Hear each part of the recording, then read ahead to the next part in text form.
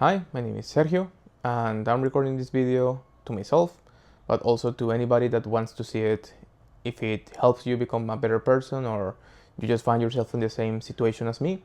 Hope this helps. And so I wrote something, this is my journal, and I'm going to read it out loud because it was written with passion and maybe anxiety and stress, and I hope to find out where that takes me. And so I hope this makes a little bit more sense after I've read it. But in the beginning, I'm just trying to create a challenge for myself. I don't hope that anybody else does this. I'm just doing it for me. And like I said at the beginning, I want it to be real, so there's going to be little to no editing at all during this whole journey because I want to show life as it is and not as some colorful movie, because some days it can just kick us down and we have to pick ourselves back up. So this is my attempt to pick myself back up again. So I've lived a comfortable life way too long, and that same comfort is killing me and my potential. Today, I'll start the Discomfort 90 challenge. The rules are simple.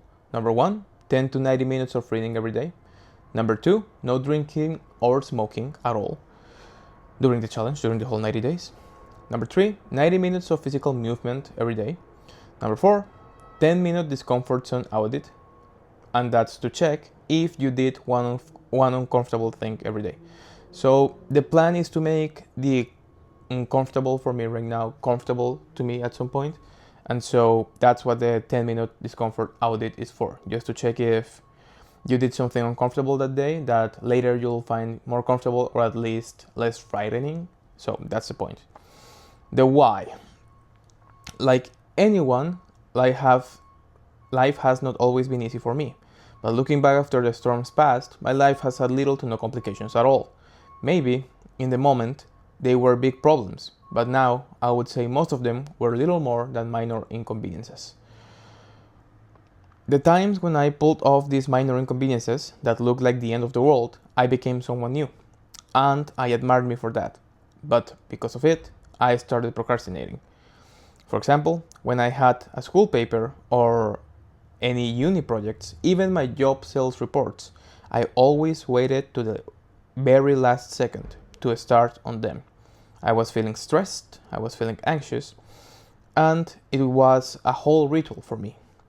I would do this voluntarily because I knew I could pull it off, and that if I did, it wouldn't be in the best quality, but I could increase the likelihood of finding a simpler and quicker way of doing the task when the opportunity presented itself again.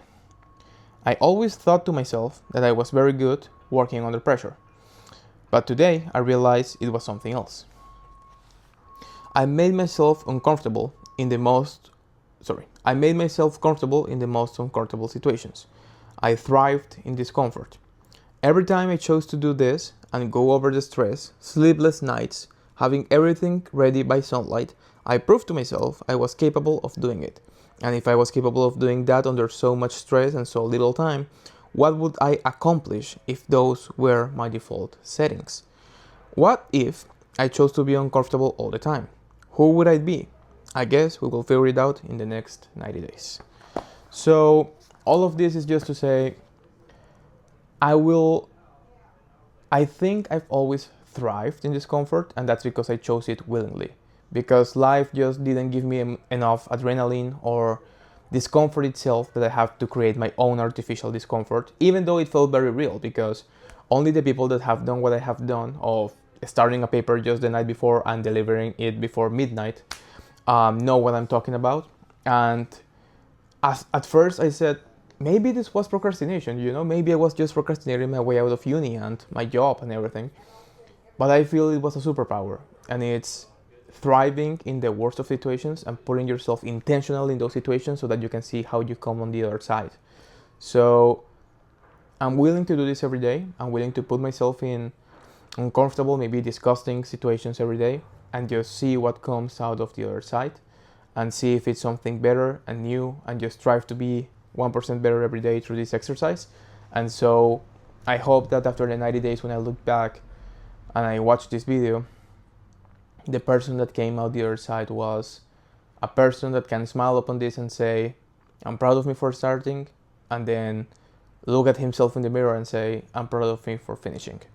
So again, I'm sure almost nobody's going to watch this, but if ever, thank you for seeking here, and hopefully if you go and rewatch the rules part and it works for you to start something new for your life and also create your own discomfort zone, I hope that you enjoy the journey more than you yearn the results, because right now I don't know where this is going to take me. I'm not doing this looking to myself in the mirror at day 90. I'm doing this to see how I can make something of myself every day by putting up with discomfort willingly. And so the journey begins. Hope to see you again here.